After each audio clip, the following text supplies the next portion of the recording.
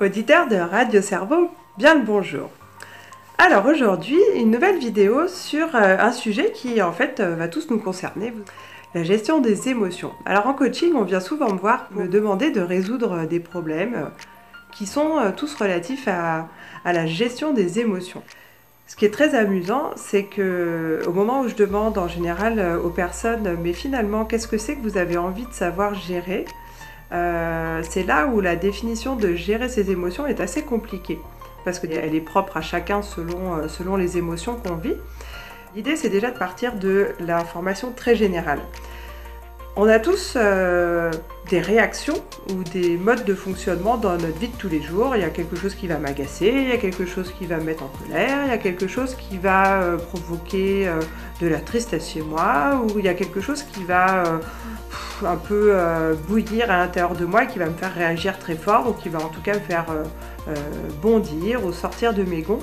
Voilà, tous ces comportements-là en fait sont relatifs à des émotions qu'on vit. La première chose importante, c'est de se dire que si on a envie de savoir gérer nos émotions, encore faudrait-il savoir quelles sont nos émotions. Et oui, je voudrais bien savoir gérer quelque chose, mais il faudrait d'abord que j'ai bien identifié ce qui se passe à l'intérieur de moi. Comment faire ? La première chose, c'est de se connecter avec son corps. Comment ça ? On se connecte avec son corps pour connaître ses émotions ? Eh bien oui, figurez-vous que le corps, c'est notre premier indicateur de notre niveau d'émotion. Prenez l'exemple d'un tableau de bord de voiture. Vous avez des petits voyants rouges qui s'allument quand quelque chose ne va pas.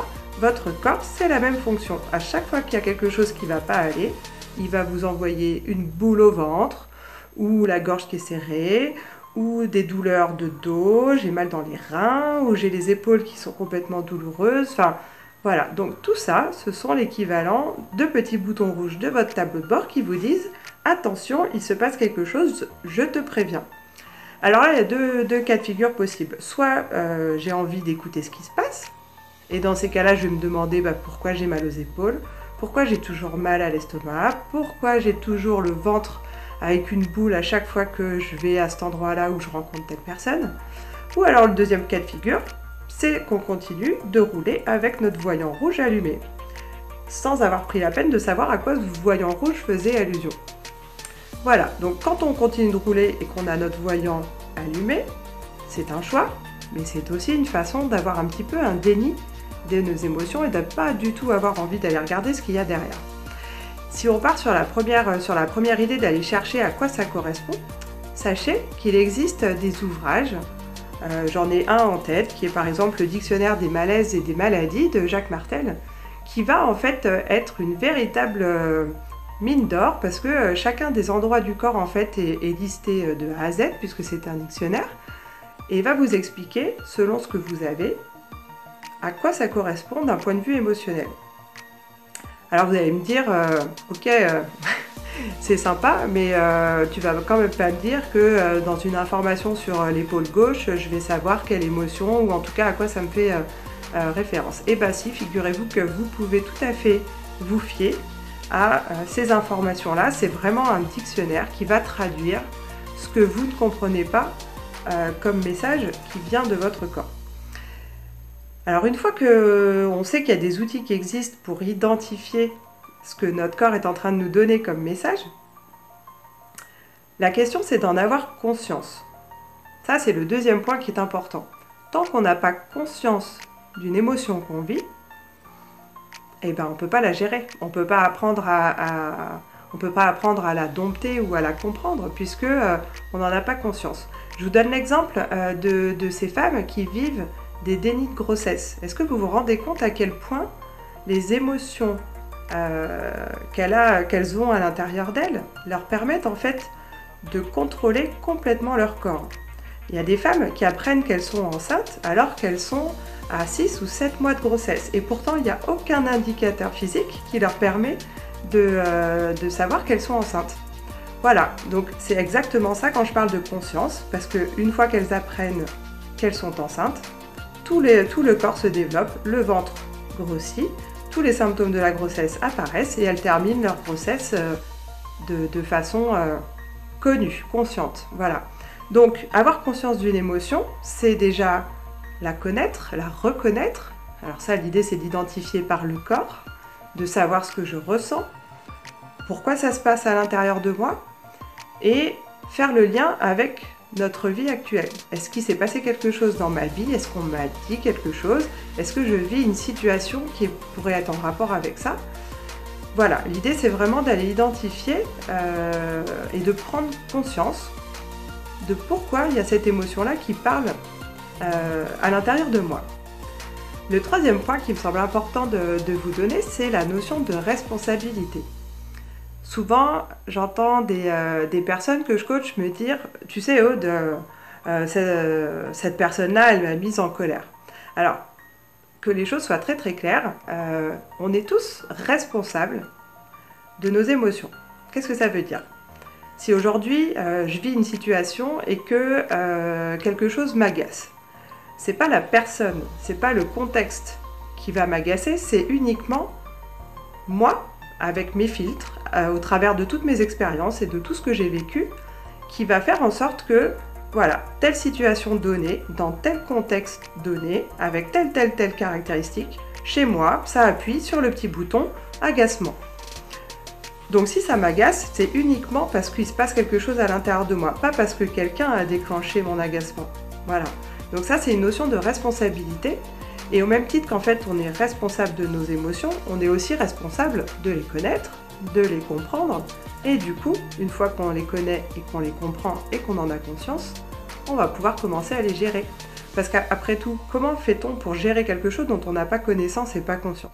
Auditeur de Radio Cerveau, si vous aussi vous vivez ce genre de situation, je vais vous proposer en fait plusieurs petites questions, comme je le fais dans mes vidéos, pour vous aider à comprendre peut-être un petit peu mieux vos émotions. Alors, première information, il va s'agir en fait d'observer ce qui se passe à l'intérieur. Que se passe-t-il à l'intérieur de mon corps lorsque je constate que je vis une émotion forte? L'objectif, c'est d'aller scanner tout votre corps. Vous partez de la tête ou des pieds, dans le sens que vous voulez, mais l'idée c'est ok, qu'est-ce que je ressens dans ma tête? Qu'est-ce que je ressens dans mon cou? Dans mes épaules?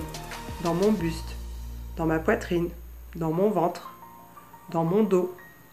Dans mes reins? Dans mes jambes? Jusque dans mes pieds? Est-ce que je ressens des sensations de chaleur, de picotement, de brûlure? Est-ce que j'attribue ça à des couleurs en particulier?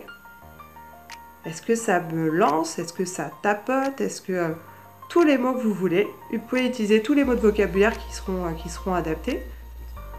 Ça, ce sera à vous de trouver. Mais l'idée, c'est vraiment de se scanner pour comprendre ce que physiquement il se passe.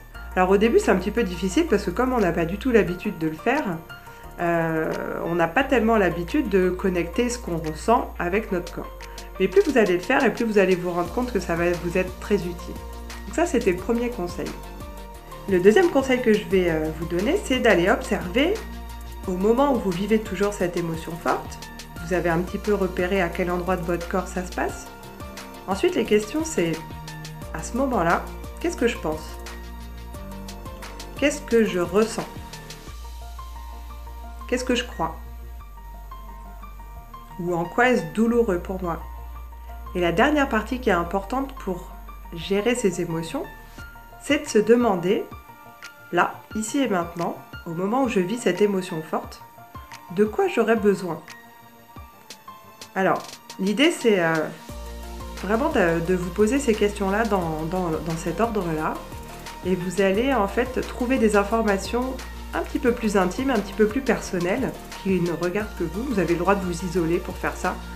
D'ailleurs, au moment où vous vivez une émotion très forte, le conseil que je peux vous donner, en fait, c'est d'interrompre la situation, gentiment et calmement, de vous isoler, d'aller vous enfermer aux toilettes si vous êtes au travail ou à la maison dans un petit coin tranquille, et de vous poser toutes ces questions-là. Et une fois que vous avez la réponse, vous allez commencer à un petit peu mieux comprendre ce qui se passe à l'intérieur de vous. Et plus vous allez mettre de lumière sur ce qui se passe à l'intérieur de vous et pourquoi ça se passe, et qu'est-ce que vous auriez eu besoin à la place, et mieux vous allez comprendre déjà pourquoi cette émotion, elle vous traverse. Et une fois qu'on comprend mieux l'émotion qui nous traverse, je peux vous garantir qu'on a un petit peu plus d'indulgence pour elle, et que du coup, on peut mettre en œuvre des choses pour qu'elle ne se passe plus, ou en tout cas qu'elle ne se manifeste plus comme ça. Donc ça, c'était l'objet de cette vidéo sur la gestion des émotions. Et la vidéo suivante fera l'objet en fait de comment je fais pour exprimer mes émotions. Parce qu'en fait, c'est juste une suite logique. Une fois qu'on les a identifiées, qu'on les a comprises, qu'on en a conscience, très souvent, ça peut être lié à des contextes qui sont autour de nous, à la maison, au travail, au sport, entre amis. Sauf qu'une fois qu'on a identifié tout ça et qu'on a compris ce qui se passait à l'intérieur de nous, parfois on est bloqué pour être capable de parler à quelqu'un, pour être capable de dire ce qu'on pense à quelqu'un. Et dans la vidéo suivante, je vous montrerai comment on peut faire de façon cordiale, sympathique, tout en respectant en fait nos propres émotions, pour s'adresser à quelqu'un alors qu'on a peut-être un petit peu peur de le faire ou qu'on n'ose pas le faire parce qu'on pense que ça va mal se passer ou que l'autre va très mal le prendre. Voilà, il y a des techniques pour ça et j'ai hâte de vous retrouver dans la prochaine vidéo pour aborder ce sujet-là. J'espère que cette vidéo vous aura plu, je vous souhaite une belle journée. Surtout, n'hésitez pas à partager la vidéo. Je vous invite aussi à vous abonner à la chaîne de Radio Cerveau. Et moi, je vous dis à très bientôt. Et auditeurs, prenez bien soin de vous. À bientôt!